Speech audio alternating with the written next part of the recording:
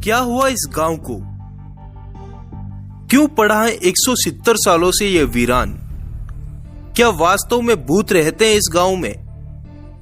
दोस्तों, हमारे देश भारत के कई शहर अपने दामन में कई रहस्यमयी घटनाओं को समेटे हुए हैं। ऐसी ही एक घटना है राजस्थान के जैसलमेर जिले के कुलधरा गांव की। यह गांव पिछले 170 सालों से वीरान पड़ा है।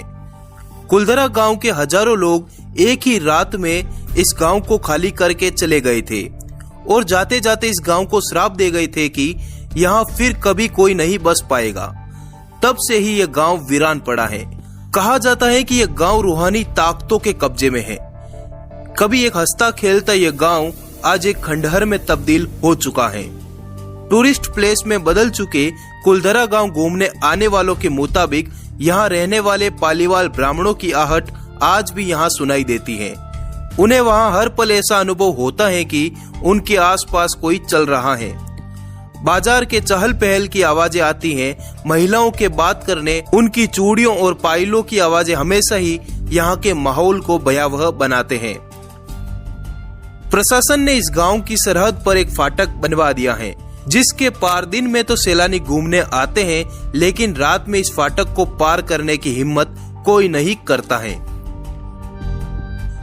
कुलधरा गांव जैसलमेर से लगभग 18 किलोमीटर की दूरी पर स्थित है। उस काल में यहाँ पालीवाल समुदाय के 84 गांव थे और यह कुलधरा उन्हीं में से एक गांव था।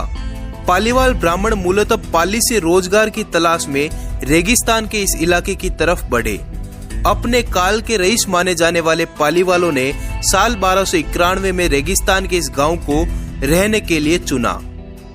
चारों तरफ रेत के महासागर के बीच 600 कुलदार गोत्र के पालीवालों ने इस गांव कुलधरा को बसाया।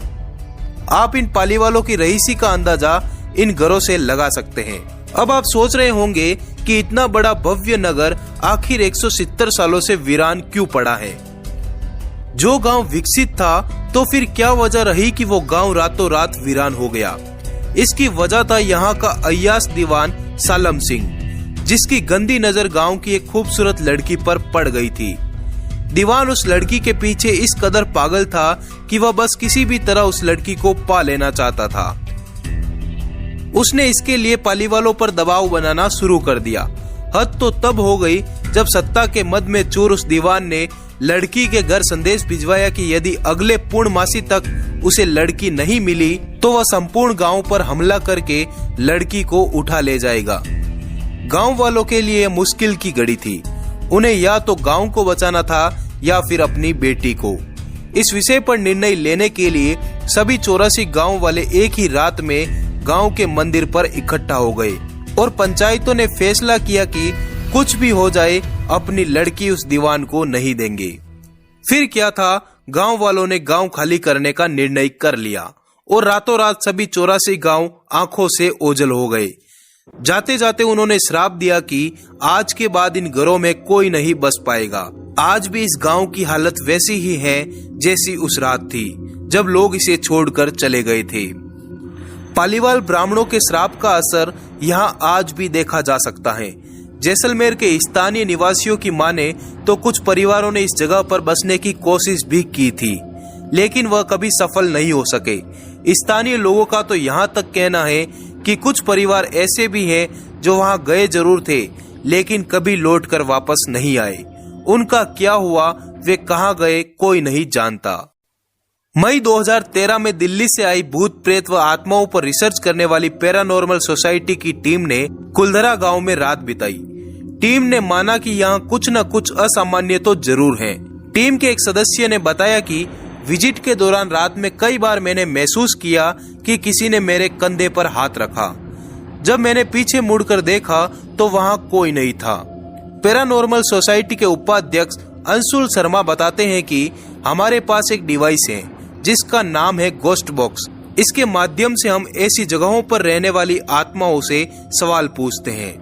कुलधरा में भी हमने इस मशीन का उपयोग किया। कुछ आवाजें आई तो कहीं असामान्य रूप से आत्माओं ने अपने नाम भी बताए।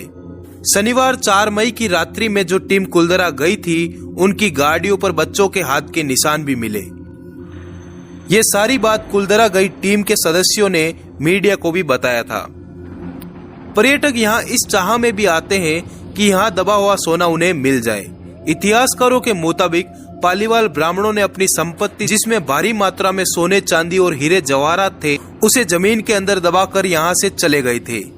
यही वजह है कि जो कोई भी यहाँ जाता है वह जगह जगह खुदाई करने लग जाता है, इसी उम्मीद से कि शायद वह सोना उनके हाथ लग जाए। यह गांव आज भी जगह जगह से खुदा हुआ मिलता है। आज भी यह गांव वीरान है, पर विज्ञान की नजर से देखे तो लोग श्राप के कारण इस गांव में रहने नहीं जाते होंगे और ये गांव कभी आबाद न हो सका, क्योंकि लोगों की सोच ही यही है कि अगर वो इस गांव में गए तो वो खुद श्रापित हो जाएंगे।